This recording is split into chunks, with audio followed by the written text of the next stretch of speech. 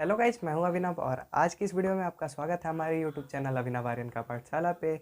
आज हम लोग सीखने जा रहे हैं एक्सपोनेंट एंड पावर चैप्टर। शुरू से सीखेंगे, बेसिक सीखेंगे ताकि आगे जाके पकड़ बनी रहे। तो फटाफट से वीडियो को शुरू करते हैं, लेकिन उससे पहले नीचे जो लाइक का बटन है वो जरूर से दबा दो और चैनल को भी सब्सक्राइब कर दो। तो चलिए शुरू करते हैं।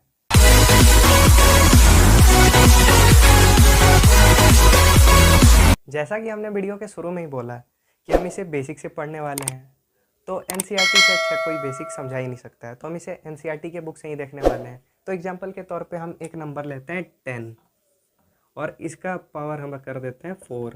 तो गाइज ये जो 10 होता है इसे हम बोलते हैं बेस, इसे हम बोलते हैं बेस। और ये जो 4 हो गया इसे हम बोलेंगे एक्सपोनेंट, जो यहाँ पावर था। अब ये हो गया हमारा एक्सपोनेंट। अब इसे हम प्रोनाउंस क्या करेंगे, बोलेंगे क्या, 10⁻⁴ या फोर्थ पावर ऑफ 10। गाइस इसे हम इस तरीके से बोलेंगे 10⁻⁴ या फोर्थ पावर ऑफ 10। अब इसका मतलब क्या हो गया, 10 का पावर 4 मतलब 10 4 टाइम्स हेयर, ये आ गया। तो हम इस नंबर को जो यहाँ है 10⁻⁴ को हम 10,000 का एक्सपोनेंशियल फॉर्म भी बोल सकते हैं। तो आइए अब इसी तरीके से आगे धीरे धीरे इसके बारे में और कुछ जानते हैं। गाइस कुछ क्वेश्चन है ये जो आप देखो और अब हम इसे सॉल्व करते हैं। सबसे पहला क्वेश्चन है कि जो हमारा 256 है उसको 2 के पावर में आपको एक्सप्रेस करना है। तो सबसे पहले तो हम यहाँ 2 लिख दिए, फिर उसके बाद हम यहाँ पता नहीं क्या पावर लिखना है, लेकिन इतना ज़रूर पता है कि इधर 256 ही आएगा। तो सो गाइस अब आपको यहाँ बताना है। तो सबसे पहले आप यहाँ देखो 2 का पावर 1 यानी 2, 2 2 जा 4, 4 2 जा 8, 8 2 जा 16, 16 2 जा 32, 32 2 जा 64, 64 2 जा 128 और 128 2 जा 256। तो आप देखो 8 टाइम्स में आ गया, तो यहाँ ऑब्वियसली 8 ही आएगा। तो गाइज इस तरीके से आप हल्का फुल्का नॉर्मल कैलकुलेशन के साथ इस टाइप के क्वेश्चन कर सकते हो। वैसे इसके और भी तरीके हैं, लेकिन आप देखो कितने नॉर्मल तरीके से हमने इसे बता दिया। अब अगला क्वेश्चन देखते हैं। अब हमारा अगला क्वेश्चन है 2⁻³ और 3⁻², इन दोनों में कौन बड़ा है। तो सबसे पहले ये देख लेते हैं 2⁻³ और 3⁻², यानी 2 × 2 × 2 और यहाँ 3 × 3। आप यहाँ देख लो 2 2 जा 4, 4 2 जा 8 और 3 3 जा 9। तो आपको पता चल गया होगा कौन सा बड़ा है। तो इसी टाइप के क्वेश्चन होते हैं। अब आगे थोड़ा लेवल अप करते हैं। लेवल अप करने से पहले हमारा एक क्वेश्चन ये है। अब ये देखो आप यहाँ लिखा हुआ है 1 का पावर 3 और b का पावर 2 और b का पावर 2 और 1 का पावर 3, 1⁻³ b⁻²। तो अब इन्हें बताना है क्या ये सेम है। अब देखो यहाँ a × a × a multiply b, यहाँ देखो आप b multiply b multiply a। तो गाइज आप देखो यहाँ पे भी 3a है, यहाँ पे भी 3a है, b। अब आप यहाँ देख लो ये तो बात वही है, तो इसका मतलब ये सेम होने वाले हैं। जब आप ये देखो a⁻x मल्टीप्लाई a⁻y, यानी यहाँ बेस सेम हो गया, तो हम बेस कॉमन रहने देंगे और मल्टीप्लाई है तो दोनों एक्सपोनेंट्स को ऐड कर देंगे। अब एग्जांपल में हम देखते हैं 4⁻² मल्टीप्लाई 4⁻4 इक्वल टू बेस हमारा सेम रहेगा, कॉमन रहेगा और ऊपर एक्सपोनेंट ऐड हो जाएंगे, यानी 4⁻6 इसका ये आ जाएगा, आंसर आ जाएगा। अब आप ये देखो a⁻x डिवाइड बाई a⁻y, तो यहाँ मल्टीप्लिकेशन था तो हमने ऐड किया, अब इसका भाई उल्टा वाला आ गया डिवाइड, तो यहाँ पे अब हम इसे सब्सट्रैक्ट करेंगे।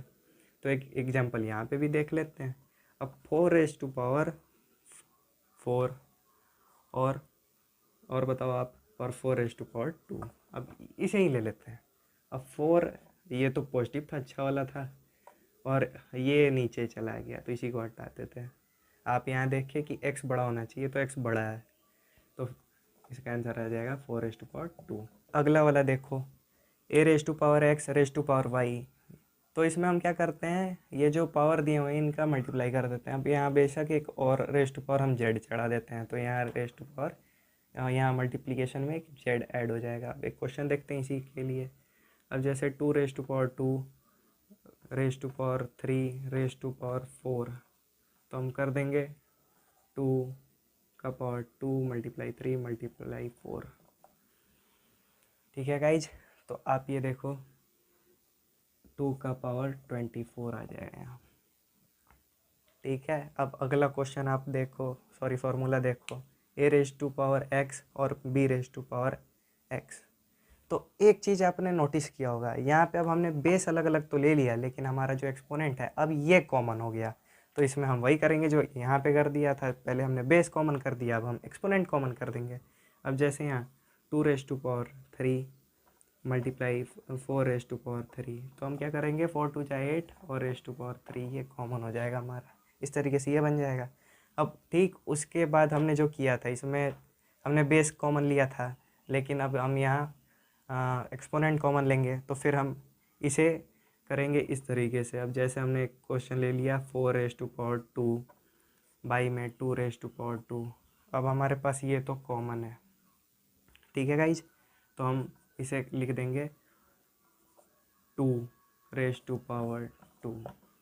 ठीक है, अब आप यहाँ देखो, एक चीज़ आती है बहुत ज़्यादा कंफ्यूज करने वाली, वो ये होती है कि जब भी हम क्वेश्चन देखते हैं, अगर किसी नंबर का पावर 0 हो तो हम जल्दी से 0 लिख देते हैं, लेकिन वहाँ हम 0 नहीं करेंगे। अब हम जान गए कि वहाँ पे हमें 1 लिखना है। अब जैसे हम लिखते हैं 4⁻0, तो हम फटाक से देखते हैं 0 है तो 0 लिखो यार, लेकिन नहीं, 0 नहीं लिखेंगे, ये एकदम गलत हो जाएगा हमारा। हम 4⁻0 को हम 1 लिखेंगे। ठीक है गाइज, और एक चीज़ और, यहाँ पे देखो आप, स्क्वायर रूट वाले नंबर में हमने देखा होगा, अगर हम एक्सरसाइज बनाते हैं तो अगर किसी भी निगेटिव नंबर का जो पावर है, एक्सपोनेंट है, इवन होता है, तो उसका अंत में वो पॉजिटिव नंबर बन जाता है। लेकिन किसी भी नेगेटिव नंबर का अगर एक्सपोनेंट ऑड है तो वो अंत में नेगेटिव नंबर ही रह जाता है। तो ये थे कुछ तरीके। तो आई होप आज की इस वीडियो में हमने जो कुछ भी डिस्कस किया वो चीज़ें आपको समझ में ज़रूर आई होगी। तो हम मिलते हैं नेक्स्ट वीडियो में, तब तक के लिए नमस्कार, जय हिंद, जय भारत।